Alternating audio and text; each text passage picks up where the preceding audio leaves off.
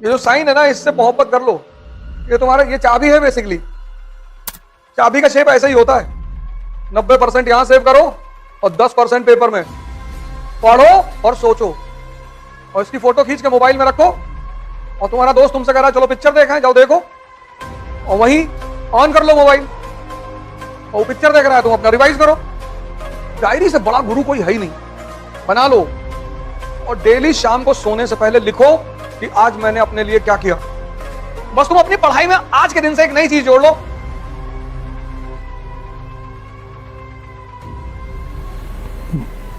जय हिंद फ्रेंड्स।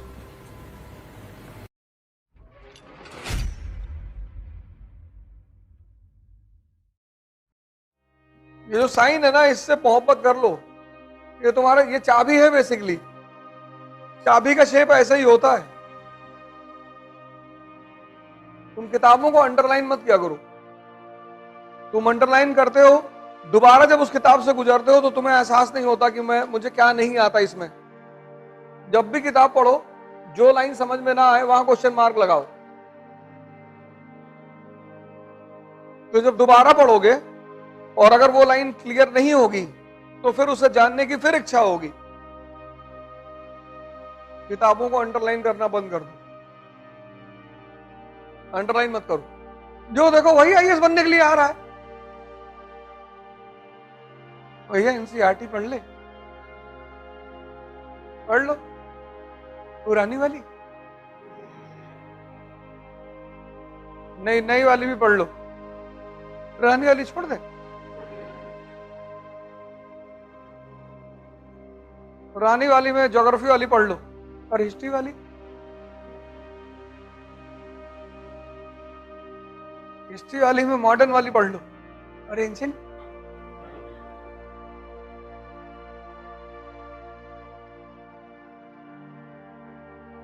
इसको ग्रेजुएशन करने के बाद ये नहीं पता है कि एनसीईआरटी क्यों पढ़नी चाहिए।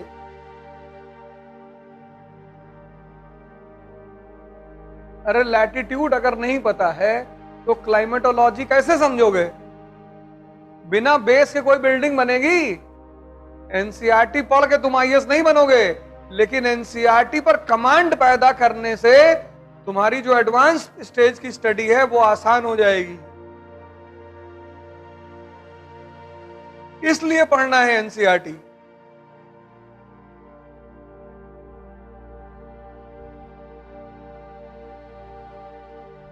सिंपल। कुछ लोग तो रोने लगते हैं आके, सर हमको इसी तरह बनवा दीजिए सर।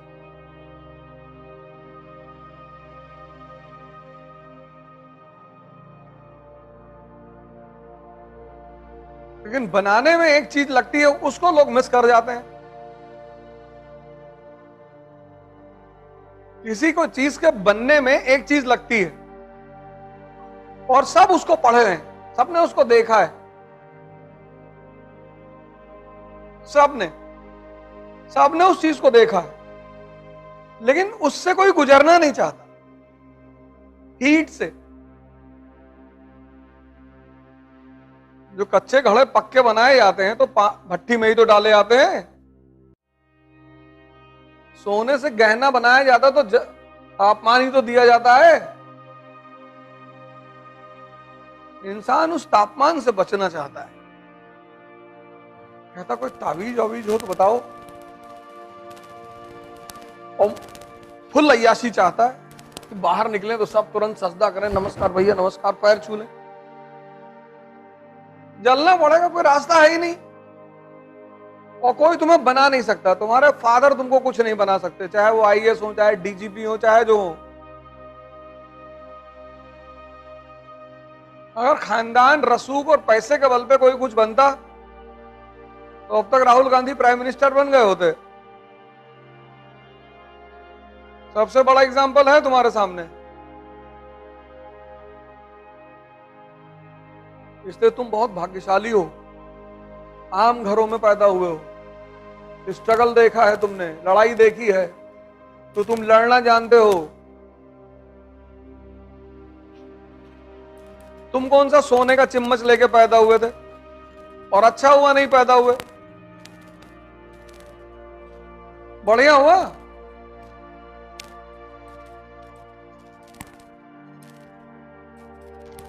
इस तापमान को और सह लो। यह है नोट्स।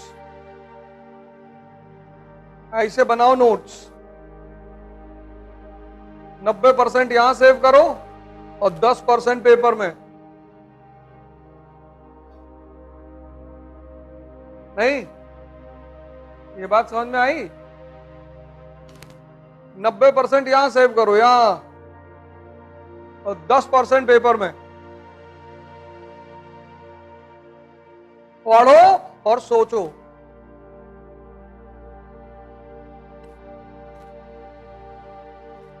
ये है तैयारी, ये। और दुनिया का कोई मास्टर ये तुम्हें दे नहीं सकता। ये तुम्हें डेवलप करना है। दे सकता है? नहीं, ये तुमको डेवलप करना है। तो मैं कहता हूं कि तुम्हारे पास 2 तोहफे हैं और दोनों का इस्तेमाल कर लो। एक जवानी और एक दिमाग।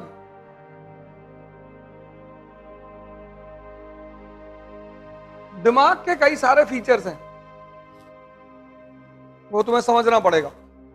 जैसे उसका एक बड़ा इंपॉर्टेंट फीचर है आदत।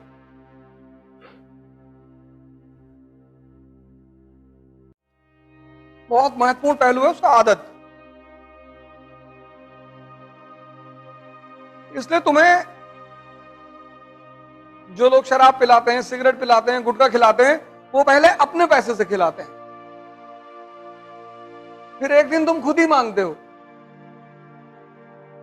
जब तक तुम नहीं मांगते हो तब तक वो इन्वेस्ट करते हैं तुम्हारे ऊपर, और जिस दिन तुम मांग लेते हो उस दिन वो कहते हैं कि खुद ही खरीद के ले लो, क्योंकि उनको एहसास हो जाता है कि अब तुम आदत के शिकार हो गए हो। सुबह उठे, मोबाइल पे हाथ चला गया, आदत। दिमाग के इस पहलू को पकड़ लो, बहुत प्यारी चीज है ये। तो अगर बुरी चीजों की आदत पड़ सकती है तो अच्छी चीजों की भी पड़ सकती है। बदलना ही तो है। मोबाइल की जगह गीता रखो रात।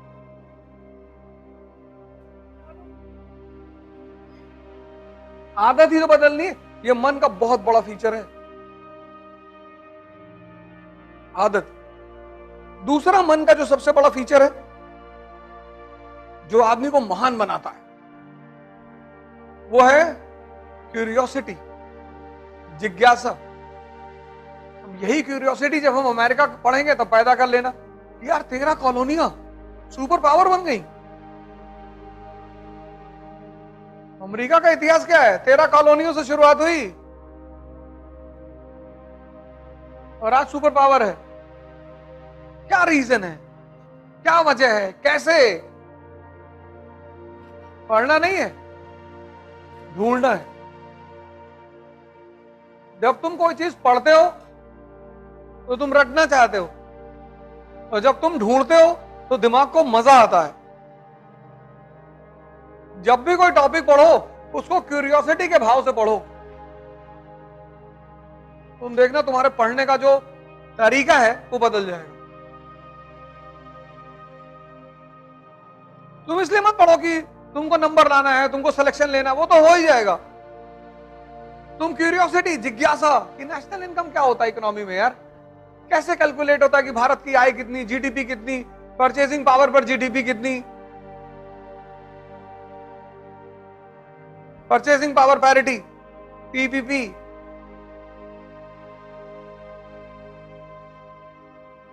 तुम जिज्ञासा के भाव से पढ़ो कि ये क्या है यार, पीपीपी क्या है। बस तुम अपनी पढ़ाई में आज के दिन से एक नई चीज जोड़ लो, जिज्ञासा, और तुम हफ्ते भर बाद मुझे बताना तुमको कितना मजा आने लगेगा पढ़ाई में। क्योंकि टेंशन खत्म हो जाएगा ना। जो मन का मेन काम है ढूंढना, वो तुमने उसे फिर से दे दिया। जीडीपी, जीएनपी, तुमने जिज्ञासा पैदा की, दोनों में अंतर क्या है यार। और ठीक एक हफ्ते बाद तुम लोग मुझे बताना कि तुम्हारे पढ़ने का अंदाज बदल गया कि नहीं, और मजा आने लगेगा। और जब मजा आने लगेगा तो तुम न्यूज़पेपर पढ़ोगे, और जिस दिन तुम्हें पूरा न्यूज़पेपर समझ में आने लगा उसी दिन तुम आईएएस। आईएएस का एग्जामिनेशन न्यूज़पेपर के सिवा कुछ है ही नहीं। आज की डेट में जो आदमी न्यूज़पेपर पे कमांड रखेगा वो आईएएस बनेगा। Ecology, environment, economy, geography, polity, IR, सब तो न्यूज़पेपर से आ रहा है।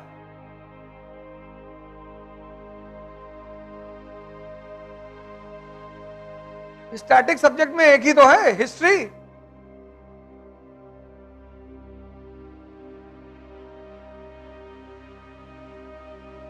ये बात तुमने आज तक गौर नहीं की होगी। जिज्ञासा से पढ़ो, बेसिक्स क्लियर करो, दो चीज कर लो, एनसीईआरटी पे कमांड और न्यूज़पेपर पर प्रॉपर आईएएस। कुछ करने की जरूरत ही नहीं, गारंटी दे रहे हैं।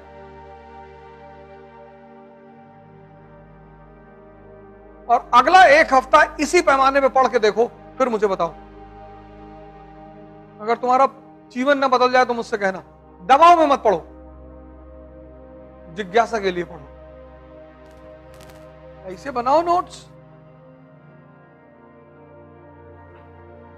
और इसकी फोटो खींच के मोबाइल में रखो, और तुम्हारा दोस्त तुमसे कह रहा है चलो पिक्चर देखें, जाओ देखो, और वहीं ऑन कर लो मोबाइल, और वो पिक्चर देख रहा है, तुम अपना रिवाइज करो। यही तो कला है।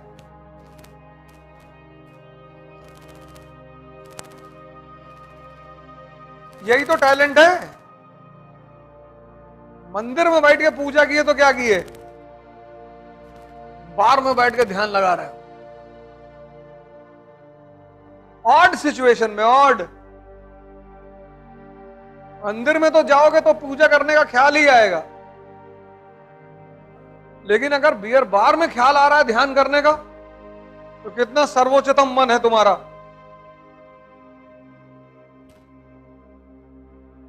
गर्लफ्रेंड की गोद में लेटे और नेशनल इनकम कैलकुलेट हो रहा है, तो अपनी मन की ताकत का अंदाजा लगाओ, कितना श्रेष्ठ मन है तुम्हारा। कुछ प्रभावित ही नहीं कर सकता तुमको। और जब भी जीतोगे मन की श्रेष्ठता की वजह से जीतोगे, ना कोचिंग की वजह से जीतोगे, ना किताबों की वजह से जीतोगे, ना किसी टीचर की वजह से जीतोगे। बन जाए सारे ब्राह्मण परशुराम, और बन जाए सारे दलित अंबेडकर।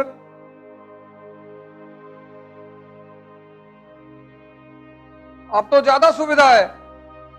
अंबेडकर के समय तो चुनौती कितनी थी।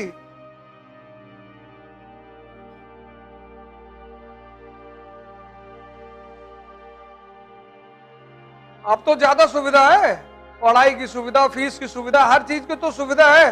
अब बन जाए तो एक ताकतवर मन है जो कहता हम पढ़ेंगे, तो हमको क्लास के बाहर बैठाओ, हम पढ़ेंगे।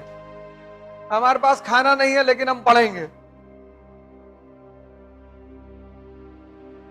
तो अम्बेडकर की फोटो जब तुम घर में लगाओगी तो तुम 5 मिनट अगर उसको देखोगे, तुमको सोचेगा कितना श्रेष्ठ मन रहा होगा इस आदमी का, कि परिस्थिति कोई भी हो लेकिन पढ़ना है। विवेकानंद की फोटो लगा के देखोगे, तुम्हें लगेगा कि यार कितना सुलझा हुआ मन है। फ्रांस में गए, पेरिस में सारी धार्मिक ग्रंथ रखी हुई है, सबसे नीचे गीता रखी है। एक पादरी ने मजा लिया, हाँ बाबा जी गीता की हालत देख रहे हो, सबसे नीचे रखी है। बोले देख तो रहे, हटा दो तो बाकी भरभरा के गिर जाए।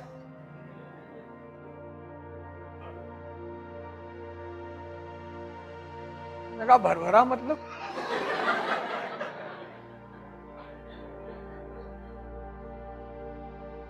समझ तो गया वो कि कहां मार रहा है ये। इसको बोलते हैं सुलझा हुआ दिमाग। लड़ना बहुत जरूरी है, और जीवन में यह पता होना चाहिए किससे लड़ना है और किस लिए लड़ना है। ये जिसको नहीं पता वो बहुत परेशान है। तुम गांवों में देखो, एक एक बिस्सा जमीन के लिए लोगों ने अपने आप को बर्बाद कर डाला। 1 बिस्सा जमीन के लिए मुकदमा लड़े, 15 बीघा बिक गया। देखो अपनी तरफ गांव में क्या हाल है। लड़ना है लाइफ में, ये लड़ाई ही तो चल रही तुम्हारी, आईएएस की तैयारी लड़ाई ही है। ये लड़ाई सही है, सही लड़ रहे हो। घर में अंबेडकर की फोटो लगा लो, गांधी की लगा लो, भगत सिंह की लगा लो। जब निराश हो तो एक बार इन लोगों को देख लिया करो, दो ऊर्जा से भर जाओगे एकदम से। विवेकानंद की लगा लो। इसीलिए तो हिंदू मूर्ति पूजा करते थे, मूर्ति से कुछ मांगते नहीं थे, उससे ऊर्जा मिलती थी। जब मूर्ति की तरफ देखते थे तो राम के बारे में सोचते थे कि 14 साल जंगल में रहे। तो जब दूसरे की बुराई, जब दूसरे की संघर्ष सुनते हो तो अपना छोटा लगने लगता है। जैसे तुम एक सब्जेक्ट में फेल हो गए और तुम्हारा सब दोस्त 2 सब्जेक्ट में फेल हो गए, तो तुम्हारा दुख कम हो गया। तुम घर आके ये नहीं कहोगे मैं फेल हुआ, तुम कहोगे पिंटू 2 सब्जेक्ट में फेल हो गए। और मम्मी पूछेगी तुम, बोले हम तो एक ही में हुए। ये इसीलिए मैं तुमसे कहता हूं बायोग्राफी पढ़ने के लिए। जब महान पुरुषों की बायोग्राफी पढ़ोगे, उनका संघर्ष देखोगे तो तुमको अपना संघर्ष छोटा लगने लगेगा और वहां से तुम्हें साहस मिलेगा, उत्तेजना मिलेगा। सबने अपनी अपनी डायरी बनाई है, हाँ? अल्लाह के दिखाओ उनको। यस तो कह दिए, और डायरी में पहले से लिखा होना चाहिए। और एक बात याद रखना, चाहे बॉल पेन से लिखो चाहे इंक पेन से, तो लेखन कितनी पुरानी है ये देखने से पता चल जाता है। इंक धीरे धीरे सूखती रहती है, इसलिए अगर आज तुम लिखे 10-12 पन्ने में पलट के, तो कल पकड़ जाओगे। डायरी से बड़ा गुरु कोई है ही नहीं, बना लो। अगर जीवन में कुछ करना है ना तो डायरी बना लो और डेली शाम को सोने से पहले लिखो कि आज मैंने अपने लिए क्या किया।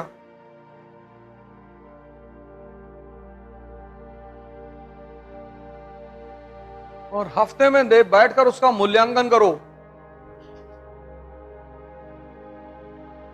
क्यूरियोसिटी से पढ़ो, अपने पढ़ने का अंदाज बदल दो और 1 हफ्ते बाद मुझे बताना क्या हुआ। तुम बस सोच के देखना, तुम्हारा देखना कितना चीजें बदल जाती हैं। एनसीईआरटी, न्यूज़पेपर, 2 चीज।